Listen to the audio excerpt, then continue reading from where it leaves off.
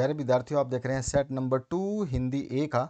इससे पहले आपके सेट 1 के सारे सब्जेक्ट को कंप्लीट करा दिया गया है। तो चलिए इस क्वेश्चन पेपर के सॉल्यूशन को देखते हैं। पहला जो यहाँ पे अपठित बोध दे रखा है, इसको पढ़ने के बाद में आपको इस प्रश्नों के उत्तर यहाँ पे दिए गए हैं, उनको देना है। तो चलिए इनके आंसर्स देखते हैं। अगर किसी के पास ये पीडीएफ नहीं है तो इसको डाउनलोड करने के लिए वीडियो के डिस्क्रिप्शन बॉक्स में चेक कर लेना।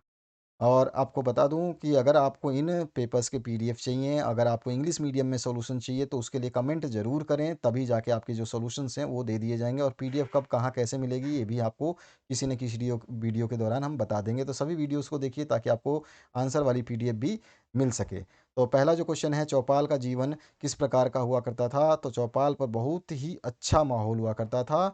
सभी लोग एक साथ बैठकर गप्पे हाँकते थे तथा हँसी मज़ाक करते थे। वहाँ बैठकर लोग एक-दूसरे की दुःख-दर्द जो है बाँटते थे।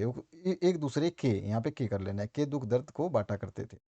पेड़ काटने का क्या दुष्परिणाम हुआ? तो पेड़ काटने से लोग अब वहाँ पर बैठ नहीं पाते थे, एक-दूसरे से बात करके हँसी-मज़ाक नहीं कर पाते थे। उनके मन की बात उनके मन में ही दबकर रह गई थी। सब कुछ बिखर गया था, कबूतर भी नहीं कहीं उड़ गए थे। मतलब कि जब पेड़ ही नहीं रहेगा तो कबूतर कहाँ रहेंगे? तो इस तरह से हमने इसका आंसर दिया। अगला जो है, उपयुक्त काव्यांश का एक शीर्षक जो है, चौपाल का वो पेड़ कह सकते हैं हम। बहुत अच्छा शीर्षक लगेगा, चौपाल का वो पेड़, क्योंकि पेड़ के बारे में ही इसमें है। अब यहाँ पे व्याकरण संबंधी है, तो विस्मयादिक बोधक जो अवयव की परिभाषा उदाहरण सहित देनी है। तो जिन शब्दों से शोक, विस्मय, घृणा, आश्चर्य आदि भाव व्यक्त हों, उन्हें विस्मय आदि बोधक अवयव कहा जाता है। जैसे, अरे तुम कब आ गए, बाप रे बाप, इतनी तेज आंधी, वाह तुमने तो कमाल कर दिया। तो ये वाक्य मैंने थोड़ा सा अलग अलग लिखना है, गैप कम दिया है, तो अलग अलग हैं ये। वो सारे उदाहरण है, कोई भी आप दे सकते हो। विस्मय, एकदम आश्चर्यचकित। अथवा में है, रेगिस्तानों की पूर्ति अव्यय पद से करनी है। हवा डैश बह रही है, तो हवा धीरे धीरे बह रही है, अव्यय पद है ये आपके, ठीक है।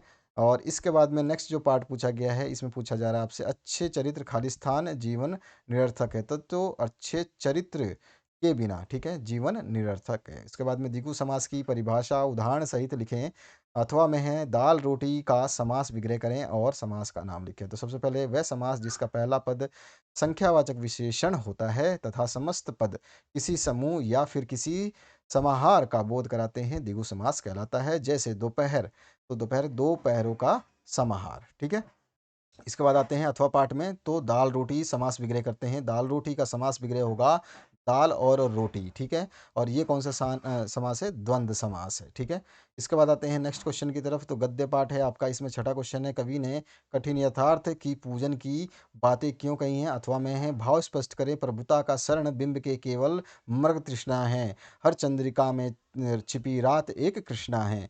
तो देखिए, पहला है, कठिन यथार्थ के पूजन की बात इसलिए कही क्योंकि यही सत्य है, भूली बिसरी यादें यहाँ भविष्य के सपने मनुष्य को दुखी करते हैं, किसी मंजिल तक नहीं ले जाते हैं। मनुष्य को आखिर में वास्तविक सच का सामना करना ही पड़ता है, इसीलिए उसे पूजन यानी ग्रहण करना चाहिए, ठीक है। तो यहाँ पर ये बात समझ में आ गई। अब अथवा की पाठ की बात करें, तो अथवा में जो है भाव स्पष्ट करना है। तो कवि ने माना है कि धन दौलत और सुखों की प्राप्ति हर मनुष्य अपने जीवन में करना चाहता है, पर सबके लिए ऐसा हो पाना संभव नहीं होता। वह तो उसके मृग तृष्णा के समान ही सिद्ध होकर जाता है। उसे केवल सुखों से प्राप्त हो जाने का झूठा आभास मात्र होता है, ठीक है। तो यहाँ पर जो है ना, मतलब ये है कि वो बस सपने पिरोता रहता है ना, वह उसे प्राप्त नहीं कर पाता, जिस कारण उसका हृदय जो पीड़ा से भर जाता है। हर चांदनी रात के पीछे जिस तरह अमावस्या अंधेरी रात छिपी होती है, यानी अमावस्या यानी कि अमावस्या की अंधेरी रात, अमावस्या के दिन बहुत अंधेरी रात होती है, उसी प्रकार हर सुख के पीछे जो है एक निश्चित रूप से कोई ना कोई दुख छिपा रहता है। तो इस तरह से ये बताया कि हर रात एक कृष्णा है। उसके बाद नेक्स्ट जो है आपका, कन्यादान कविता के आधार पर बताइए कि माँ ने ऐसा क्या कहा कि लड़की होना पर लड़की जैसी मत दिखाई देना। तो उसने बताया कि माँ को अनुभव था कि जो भी जीवन का क्या होता है सच, लड़की को क्या सहना पड़ता है, तो सब कुछ उसका अनुभव था। तो माँ को अपने जीवन का अनुभव था। अपने अनुभव के अनुसार माँ अपनी बेटी को विवाहित जीवन में आने वाली कठिनाइयों के प्रति सचेत कर रही थी। लड़की होना पर लड़की जैसी दिखाई मत देना, यह माँ ने इसलिए कहा कि उसकी बेटी विपरीत परिस्थितियों में, यहाँ पे उसकी लगा देना। उसकी बेटी बेटी विपरीत परिस्थितियों का सामना कर सके और अत्याचार का शिकार ना हो पाए। उसके बाद है पाठ में आए उन प्रसंगों का उल्लेख करना है जिनमें जो फादर बुल्के का हिंदी प्रेम प्रकट हो रहा है। तो एक फादर बुल्के का पहला अंग्रेजी शब्द अंग्रेजी हिंदी शब्दकोश तैयार किया गया था। वे हिंदी को राष्ट्रभाषा बनाना चाहते थे। यहाँ के लोग ही की हिंदी के प्रति उदासीनता देख कर के वे क्रोधित हो जाते थे। इन प्रसंगों से पता चलता है कि वे हिंदी प्रेमी थे। वे सदैव हिंदी भाषा को राष्ट्रभाषा बनाने के लिए चिंतित रहते थे। इसके लिए वे प्रत्येक मंच पर आवाज़ उठाते थे। उन्हें उन लोगों पर झुंझलाहट होती थी जो हिंदी जानते हुए भी हिंदी का प्रयोग नहीं करते थे। तो ये सारी बातें जो हैं क्या बताती हैं? फादर बुल्के का हिंदी प्रेम प्रकट करती हैं, ठीक है? उसके बाद में नेक्स्ट है लेखिका मन्नू भंडारी की अपने पिता और वैचारिक टकराहट को अपने शब्दों में आपको लिखना है और पाठ में आए किन प्रसंगों के आधार पर आप कह सकते हैं कि बिस्मिल्लाह खान जो हैं, ये मिली-जुली संस्कृति के प्रतीक थे। तो सबसे पहले हम बात करते हैं मन्नू भंडारी की, तो लेखिका के अपने पिता के साथ अक्सर वैचारिक टकराहट हुआ करती थी। लेखिका के पिता यद्यपि स्त्री शिक्षा के विरोधी नहीं थे, परंतु वे स्त्रियों का दायरा चार दीवारी के अंदर ही सीमित रखना चाहते थे। परंतु लेखिका जो है वो खुली विचारों वाली महिला थी। लेखिका के पिता लड़की की शादी जल्दी करने के पक्ष में थे, लेकिन लेखिका जीवन की आकांक्षाओं का पूर्ण यानी अपने सपने पूरी करने चाहती थी। लेखिका का स्वतंत्रता संग्राम में भाग लेकर भाषण देना उनके पिता को बिल्कुल पसंद नहीं आया था। पिताजी का लेखिका की माँ के साथ अच्छा व्यवहार नहीं था। स्त्री के प्रति ऐसे व्यवहार को देख कर के भी जो लेखिका अनुचित समझती थी। और उसके बाद में बचपन के दिनों में लेखिका के काले रंग रूप को लेकर उसके पिता के मन में उसकी तरफ से उदासीन रहा करता था, मतलब उसके रंग को भी लेकर के। बात करें हम पाठ में प्रसंगों की बात करते हो, बिस्मिल्लाह खां की मिली-जुली संस्कृति के प्रतीक को बताएँगे। तो बिस्मिल्लाह खां मिली-जुली संस्कृति के प्रतीक थे। उनका धर्म मुस्लिम था। मुस्लिम धर्म के प्रति उनकी सच्ची आस्था थी, परंतु वे हिंदू धर्म का भी सम्मान करते थे। मुहर्रम के महीने में 8वीं तारीख के दिन खां साहब खड़े होकर शहनाई बजाते थे। वह दाल मंडी में फातमान के करीब 8 किलोमीटर की दूरी तक पैदल रोते हुए नौहा बजाते जाते हैं, होते हुए पैदल जाते हुए, ठीक है ना? और रोते हुए भी। इसके बाद में नेक्स्ट है इसी तरह इनकी श्रद्धा काशी विश्वनाथ जी के प्रति भी अपार है।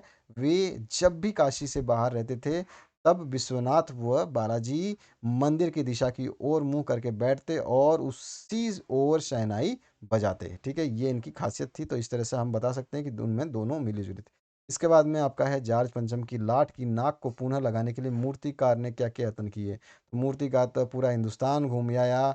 उसने बड़े-बड़े, छोटे-छोटे जो पहले से बनाई गई थी मूर्तियाँ, उनके नाकों का मिलान किया और फिर आखिरकार जब वो ज़िंदा इंसान की नाक की ही लगवाने का परामर्श दिया गया, वही सारे के प्रयत्न उसने किए। अगला जो है आपका अपने भाई के विवाह में शामिल होने के लिए मित्र को पत्र लिखना है और अपने विद्यालय में पानी पीने वाला जो है उसकी समुचित व्यवस्था नहीं है, उसको जो है उसके बारे में प्रधानाचार्य को बताना है। सबसे पहले आप जब पत्र लिखेंगे, औपचारिक हो या अनौपचारिक की बात नहीं कर रहा हूँ, अनौपचारिक की बात कर रहा हूँ क्योंकि भाई के विवाह की बात हो रही है, तो ये अनौपचारिक अनऑफिशियल लेटर है। इसमें सबसे पहले आप अपना एड्रेस लिखेंगे। अगर इसमें नहीं दिया है क्वेश्चन में, तो आपको अपनी मर्ज़ी से कोई भी एक एड्रेस बना के लिख देना है, चाहे आप अपने पड़ोस का दें या अपने सिटी का दें। उसके बाद में आप कोई भी अपना नाम चूज़ कर सकते हैं, उसके बाद में अपना स्टार्ट करेंगे।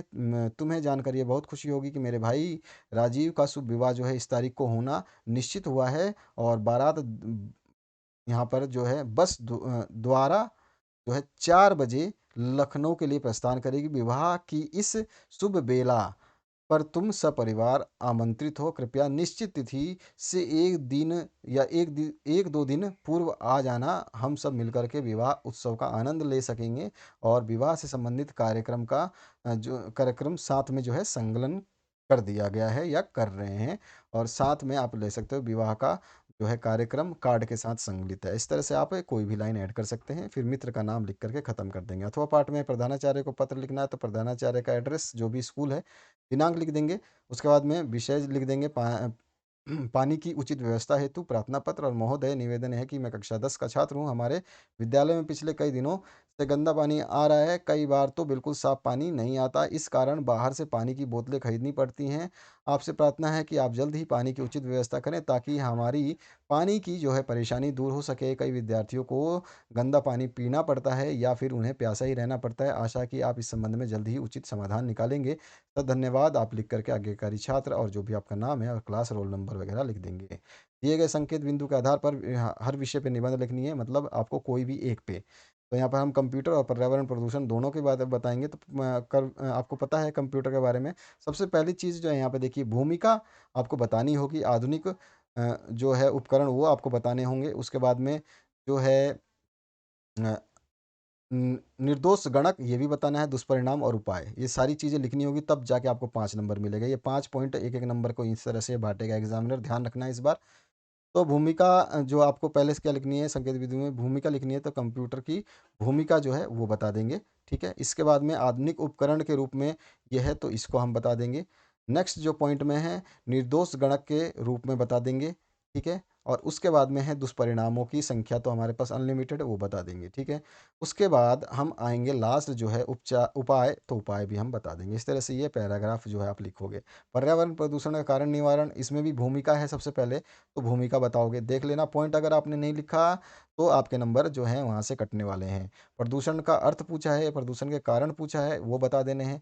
ठीक है, जितना पूछा जाए ना उतना बताना, क्यों अपनी तरफ से एक्स्ट्रा बोलना। और जब आपको ये पॉइंट ना दिए हों तब आप कुछ भी लिख सकते हो। दुष्परिणाम क्या है ये आपको बताना है, और फिर इसके बाद में आपको जो है इसका उपाय बता देना है। क्वेश्चन नंबर 13 की बात करें, हर्बल टूथपेस्ट के लिए लगभग 50 शब्दों में एक जो है आकर्षक विज्ञापन आपको तैयार करना है। तो देखिए यहाँ पे हम दे स्वस्थ दांतों के लिए डाबर, कैपिटल थोड़ा सा मोटा कर दोगे, डार्क कर दोगे पेंसिल वेंसिल से, हर्बल टूथपेस्ट, डाबर का हर्बल टूथपेस्ट, मुंह के दुर्गंध से छुटकारा, क्योंकि अब आ गया है डाबर टूथपेस्ट हमारा। तो यहाँ पे मैंने थोड़ा सजाते हैं तो अच्छा लगता है। ठीक है, आप चाहो तो ऐसे ट्यूब भी बना सकते हो। ठीक है, तो यहाँ पर फिर आगे लिख दोगे, सिर्फ 10 रुपये में दांतों को कीटाणुओं से लड़ने में दे ताकत, पायरिया मसूड़ों में सूजन आदि को दूर करने में लाभदायक, सभी दुकानों पर उपलब्ध। ठीक है, इस तरह से आप लिख दोगे और ये आपका जो है विज्ञापन तैयार हो जाएगा। ठीक है, और आप एक डायग्राम जरूर बनाओगे ताकि आपके नंबर काटने के चांस ना मिले। तो इस तरह का ट्यूब वगैरह बना सकते हो। जो भी विज्ञापन, अभी तो आपके 5 सेट है, बहुत सारे सेट्स में क्या क्या आएगा आपको देखने को मिलेगा। जब तक तो आप लोग तैयारी कर रहे हैं वही हमारे लिए अच्छी बात है कि आपका जो एग्ज़ाम है वो जल्दी ही होने वाला है और आप लोग तैयार कर रहे हैं अपने आप को। और जो भी बच्चे इंग्लिश मीडियम में सोल्यूशन चाहते हैं, कमेंट मैक्सिमम करें, मैक्सिमम शेयर करें, मैक्सिमम लाइक करें, ऑटोमेटिकली आपको जो है सारे सब्जेक्ट्स इंग्लिश मीडियम में मिल जाएंगे, सारे सब्जेक्ट। मैं किसी भी सब्जेक्ट को छोड़ूंगा नहीं, चाहे आपका मैथमेटिक्स, जैसे मैंने आपको हिंदी इंग्लिश में दिया, साइंस मैंने आपको हिंदी इंग्लिश में दिया, एसएसटी आपको हिंदी इंग्लिश में दिया, अब आपको और भी सब्जेक्ट सारे दे सकते हैं। लेकिन आप वो थोड़ा सा एक्टिव होना पड़ेगा, क्योंकि आपकी एक्टिवनेस दिखेगी तभी जाके हम लोगों का काम होगा। हम आपके लिए बैठे हुए हैं, लेकिन आप लोगों से जब तक आपको क्या प्रॉब्लम है वो बताओगे नहीं तो हमें कैसे पता चलेगा। फिर अपनी मर्जी से हमारा टाइम वेस्ट नहीं कर सकते ना, केवल इंग्लिश में बना करके। इंग्लिश, क्योंकि हिंदी वाले बच्चों का कमेंट आ रहा है कि सर हिंदी में बनाओ, हिंदी में बनाओ, तो हिंदी में तो हमें पता है कि बनाना है। क्योंकि एक दो बार मैंने केवल इंग्लिश में बनाया था, तो इसलिए वो हिंदी में कमेंट करने लग गए कि सर हिंदी में बनाओ। तो यहाँ पर ध्यान देना है आपको। आशा करता हूँ इस वीडियो से आप लोगों को हेल्प मिलेगी। वीडियो देखने के लिए बहुत बहुत धन्यवाद।